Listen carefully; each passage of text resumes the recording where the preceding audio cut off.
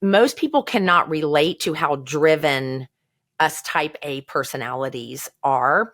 People are saying to us like, you never slow down, you're always working. And that's not to say that we're not managing things well. It's just they have a hard time understanding how we can manage well all that we're doing. So some of it is not allowing people who can't relate to stunt the growth of a type A that's got a good plan and is working out that plan. Hey, welcome back, everyone, to another episode of Eat, Sleep, and Invest. I'm your host, Brian Driscoll, and I'm here with Elizabeth Mahusay. What's going on, Elizabeth? Good.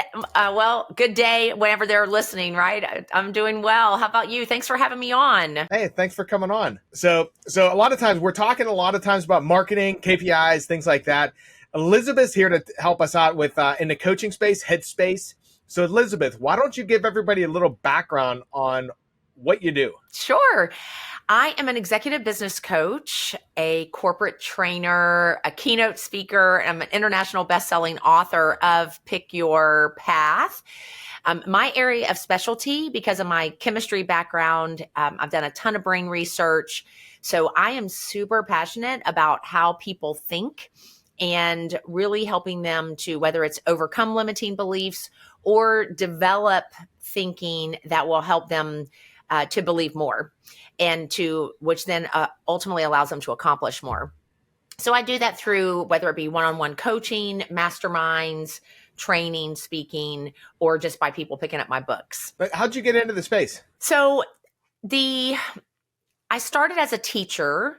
So I've been coaching from the time I got out of, actually, I was coaching while I was in college, getting my master's degree. And then I spent 19 years in the direct sales space. And, these were people that did not work for me. They were building their own businesses. So that's where I really learned how to coach people really that don't work for you. And I really was able to hone a lot of skills and approach and understanding people and navigating different styles of people. And ultimately, then that led to moving into more of a business specific space, which I have been doing since 2020 under the umbrella of Southwestern Consulting. But that's how, just over time, I've always had some form of a role of coaching and training and speaking. So I love it. I'm very passionate about it. That's cool. So now let's talk about coaching, because coaching's a broad phrase, right? Yes. There's a lot of different business coaches out there, and everybody does different things. So it's like me, I do marketing, I do pay-per-lead marketing, but it's like whatever type of leads we get, there's no real clear definition in our space because it's like whatever people are doing. So in the coaching space, give everybody a or tell me what exactly kind of coaching do you do for business owners? And then also maybe touch on like the other kinds out there as well. Sure. So specifically, my area of preference, we'll say, is coaching leadership, development, enablement, and growth. Now, from a leadership standpoint, that could be really looking at how do you grow and develop people. It could also be how you grow and develop yourself. And that could include everything from business development, scaling, building in processes and systems. That's anything to do around whether it's establishment or the building of a business. And I've worked with everything from the solopreneur that is, had a vision for wanting to, I think about Gina, who wanted to establish a consultancy in the med spa space. And so we did everything from scratch. Like, she brought the idea. We worked on everything from the name, the structure, the packages, the pricing, the promotion, the speaking, all of it. So everything from that to very well established folks who are building maybe within a larger organization.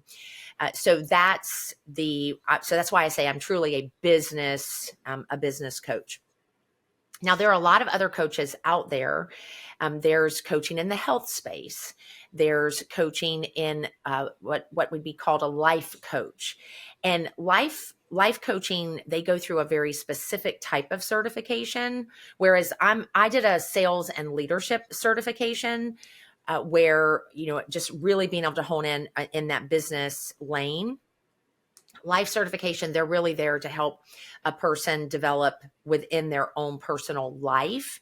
That there's, tons of different types of coaches out there. And really, I'm beginning to call myself more of a fractional business partner than I am a coach, because my best clients will tell you that I'm not just a coach. I'm someone that they trust. We're having conversations around what's happening in their business, where they want to go. And I become a thought partner and really like a fractional business partner that helps them think through where they are, where they're going, and how they're going to get there. And that's really something that it's a joy for me, but definitely pretty much anybody can call themselves a coach now. So I think it's important that people are educated on what's available to them. Yeah, and that's a really good point. Let me ask you this. So business coaching, how much is actually talking about the business and how much is like headspace and therapy, like kicking their butt? Well, I would always be careful to say I'm not a therapist, and I have told some of my clients that I am not your therapist. But that's a great question. I think I would say most of the time you're 60% headspace, 40%, right? Like it's almost more so on the headspace. I believe that most people, they're well educated. A lot of times they have a ton of experience. It is not for a lack of knowing what to do. It is uncovering what is holding them back from doing it. Sometimes it's the overwhelm of there is so much to do, and they do not have a defined way of managing all of what's in front of them to be able to have a plan to take action. So they deal with a lot of analysis paralysis, where that's concerned. So I would say it's always going to be more on the headspace and working through, and less on the actual, I think, day-to-day business specific things. Most people already know that. They've got to figure out what's keeping them from doing the things consistently that help them to have a great business. Yeah, and that makes sense too, because like I know from being in business, it's like you're at the top. There's not many other people there to even talk to about your problems and like analyze everything. You know what I mean? No, it's so true. And that's why I was saying I'm really just in this year, I'm making that transition of really going from the term coach to fractional business partner, because people who have built, especially if they've already built a business, they don't have someone that they can, just lay out everything without concern of judgment or people thinking you're weak or soft or any other term that may seem less desirable. And it allows them a space of processing that they don't otherwise get. And I think the more a person grows within their business, the more it does feel very lonely at the top, as they say. And you need to have key people on your team that can help you to know that you're not alone. And that's an important piece. Yeah, I can see a benefit too, because like you don't want to be having a lot of the conversations with your employees. Like some of those conversations just aren't appropriate.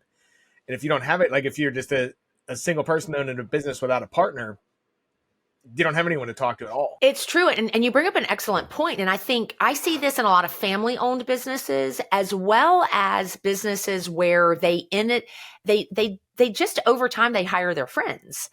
And so as a result, they end up speaking to either their family member or their friend as though they're a business partner, not recognizing how that impacts the mindset of that person, because they're not truly a business partner. They don't see all the details of the P&L, of the ups and the downs, of the decisions and the weight and the gravity of the decisions.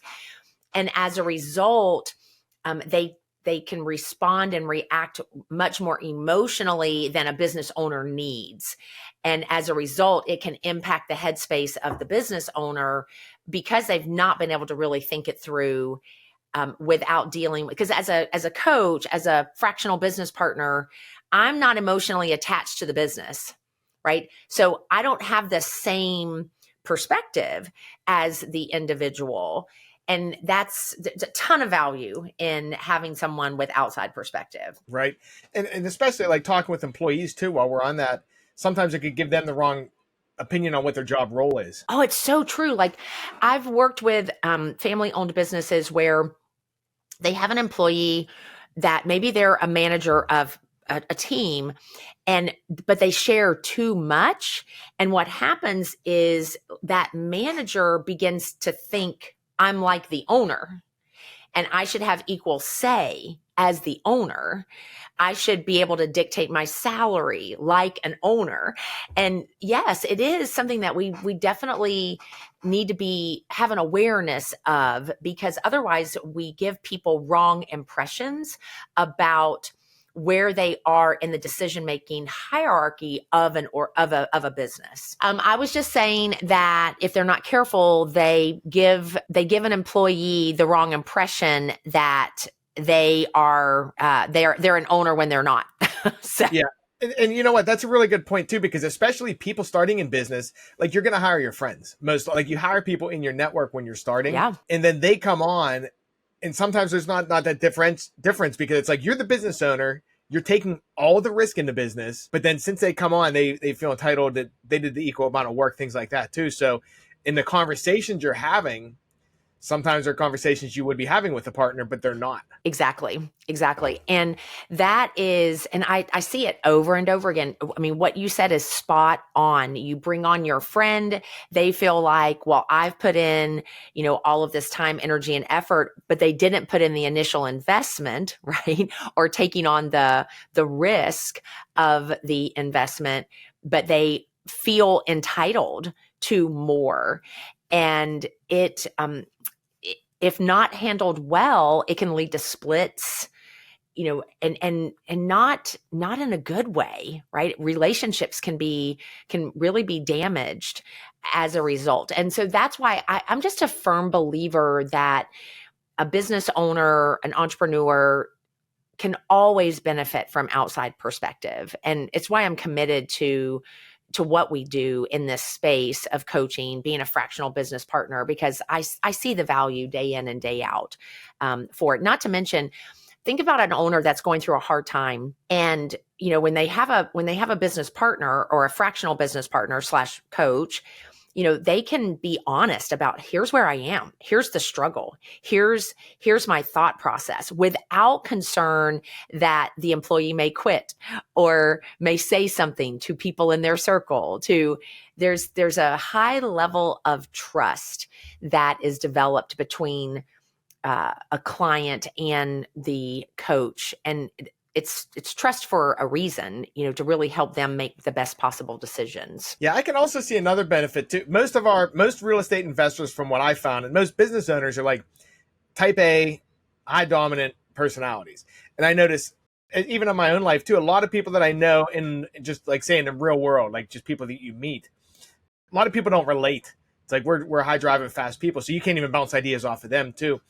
But say people, because you probably have a lot of experience dealing with people with high dominance and A-type personalities. Like, what do you find there? You're one too, right? Okay, so what I find there, a couple of things. Something that you said I think is important, that most people cannot relate to how driven us type A personalities are. So there's that aspect of it. And oftentimes then we hear, people are saying to us like, you never slow down, you're always working, and that's not to say that we're not managing things well. It's just they have a hard time understanding how we can manage well all that we're doing. So some of it is not allowing people who can't relate to stunt the growth of a type A person that's got a good plan and is working out that plan. The other piece of it, though, I'll give you two aspects. A lot of times type A get or done people, if they're not careful, they will bulldoze people.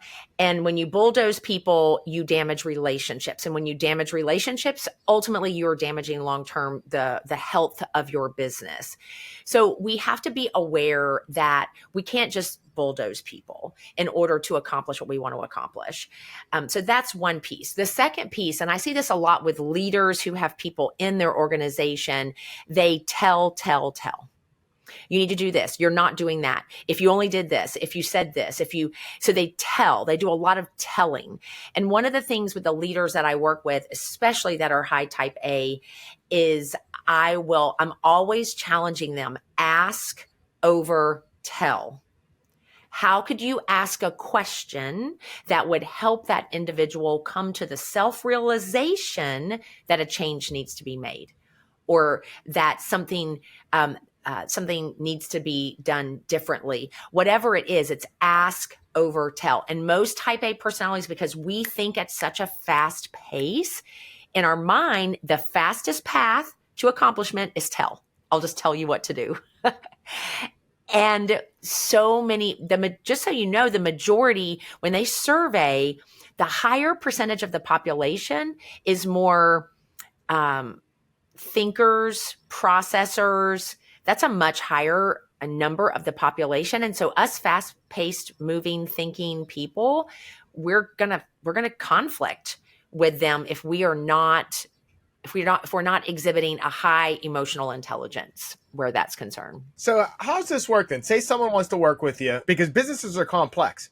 So like, how does it work, and how do you get up to speed on like what the person's dealing with, what their business is, things like that? Like, run me through kind of like the onboarding. Yeah, that's a great question. So there are a couple of things. There are two primary places where we start. I have an onboarding intake form where I'm understanding the size of their business, how many employees, if they have them.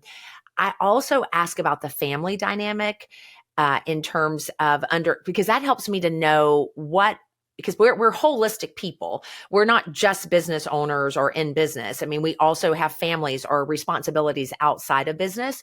So I'm capturing all of that. And then including getting a basis of the financial, so that I understand the size of the business as well as where they're wanting to go 1 year, 5 years, 10 years. So we're doing more of an informational intake. Then I have them, we do some type of leadership personality assessment. There are a lot of different assessments out there depending on what the person's goals are. It might be a strengths finders assessment, so we can understand what their strengths are. It could be a DISC assessment. Southwestern Consulting has a Navigate assessment, which is powered by DISC, but it looks at buying and selling and leadership behavior within a buying and selling environment. And sometimes I find the insights from that assessment are ideal for a business owner, depending on what their goals are. And then when we do our first calls, I really am asking a whole series of questions to understand where they are, where they're doing well, where they see areas of opportunity. And then we map out what are the top 3 things we're going to work on and focus on first. And then we basically, that charts the course for the direction that we move and the pathway that we map out for getting there. And it's a matter of keeping that. Go ahead. Oh, sorry, I just interrupted. I thought you were done. No, it's okay.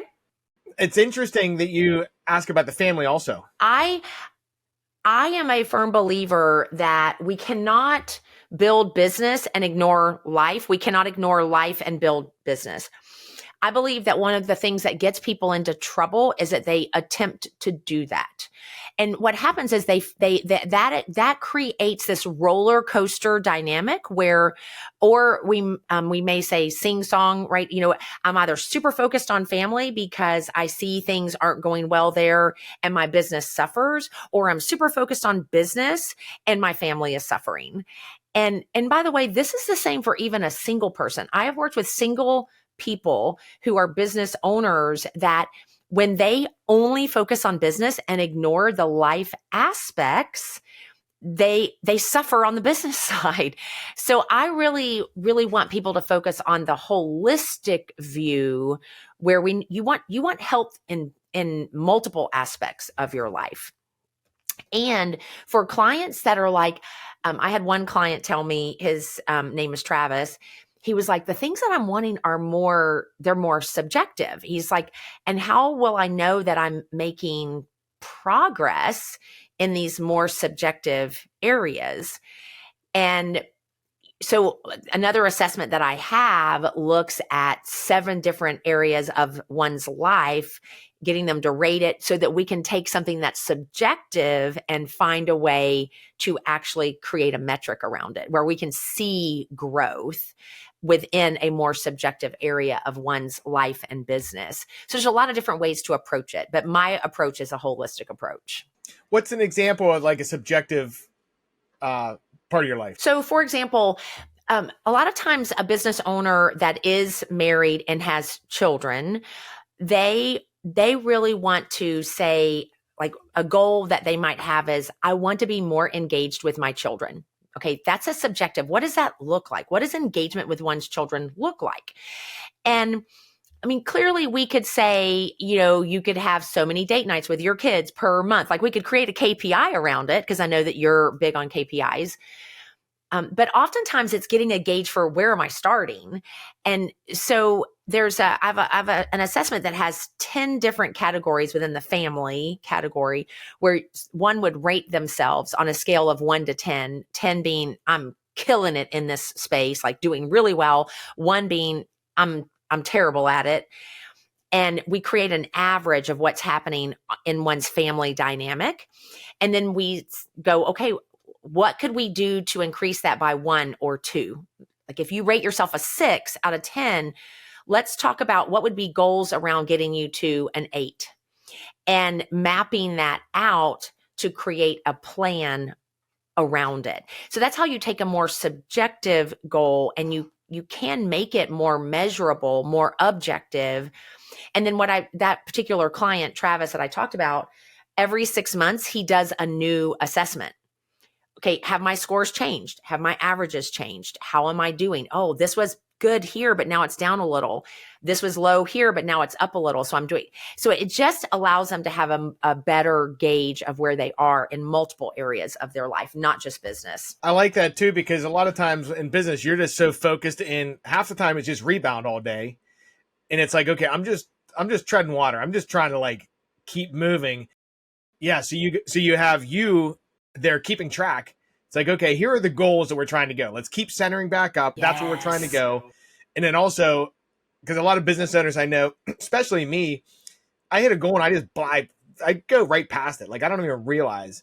And it's like, okay, at least you can keep track. It's also like, hey, looking back 3 months, you were a 6. Now you're an 8. Yeah. That's right. And that's important because I was connecting with Jordan. His name is Jordan. He's a wealth manager. And I was interviewing him for something. And one of the things he said to me that I thought is right spot on with what you were saying, he's like, you remind me of the wins, or remind me of what I had determined was my focus, so that when Travis, who's wanting to be really engaged with his kids, maybe has an off week and he hops on a coaching call and he's like, basically, I blew it. I blew it with my son, or I blew it with my daughter.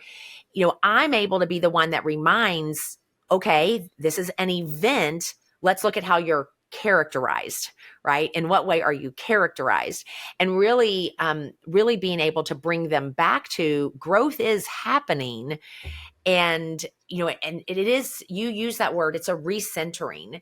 And that's the value of partnership is, you have someone that can help bring you back to center, which I believe everyone needs help in that. I agree. Yeah. Cause you have the outside, like you were saying before, you're not emotionally attached. So you have the outside perspective and be like, hey, you know what? This is what you said before, even though your life's in a whirlwind all the time. It's like, okay, you're keeping it in line. Yeah, it's absolutely. And sometimes too, it's the questions that we ask, like, asking a question like, even in the midst of this whirlwind, this challenge that's occurring, How is it helping you become I'll use you as an example. How is it helping you to become the man that you need to be for what's to come, right? I mean, in this moment, let's reflect on how is this helping you become who you need to be for what is next in your life. And you also said something that I think is important, because type A personalities, oftentimes we are so driven to achieve that we will achieve and then just step right over it and go on like, what's next? What's next? What's next? And part of what I do is to go, whoa, okay, what can we celebrate? And it's not just we celebrate the achievement, we celebrate what have you learned in getting to that achievement? How does this become a difference maker in what's next? Sometimes it's a matter of slowing down and actually celebrating the things that we accomplish, because if we're not careful, we'll just keep right on going and not take the time to actually enjoy the wins that we've experienced. Right. Yeah, I 100% agree there. Last question for you. What's the top mistake you see or top issue people in business are dealing with that coaching helps with? Man, there's so many that could come to mind. So a top mistake that I see in business or that people are dealing with, I think I'm going to go with the top being the reactionary. You mentioned it.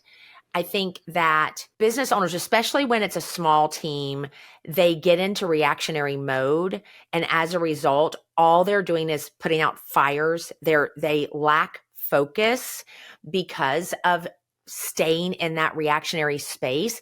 And when we remain in the reactionary space, we wear ourselves down mentally, emotionally, spiritually, physically. And as we wear ourselves down in those areas, now it begins to impact in other areas, which only feeds the weariness that we are experiencing as a result of being reactionary. And so when markets shift, when we have elections, when someone gets sick and we're already in a reactionary mode, now it's like going into a hyperdrive of that. And it's where I see people, they can fall apart pretty quickly or in much more devastating ways because of what they do to try to deal with that weariness, that constant state of fear.